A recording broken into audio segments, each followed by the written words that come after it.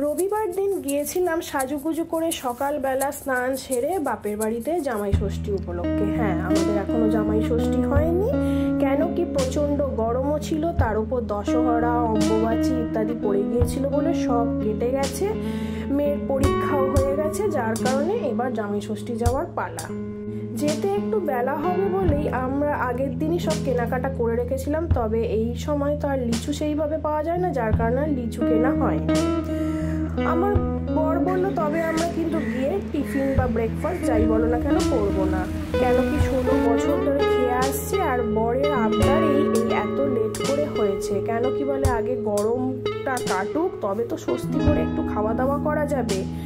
তবুও সেই খাওয়া দাওয়ার মধ্যে থেকে ব্রেকফাস্টটাকে বাদ দিয়ে দিয়েছে। আর এই জামাই ষষ্ঠীর জিনিসটা এমনই যে যত কষ্টই হোক শাশুড়িদের রান্না করতে আর শ্বশুরদের বাজার করতে, কিন্তু এই দিনটা ঠিক মনে রেখে করবে আর পাত পেড়ে পঞ্চব্যঞ্জন করে খাইয়ে জামাইকে আদর আপ্যায়ন করার চেষ্টা করে।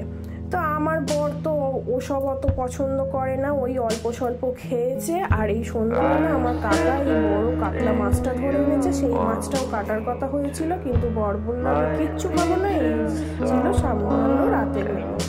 Thank you.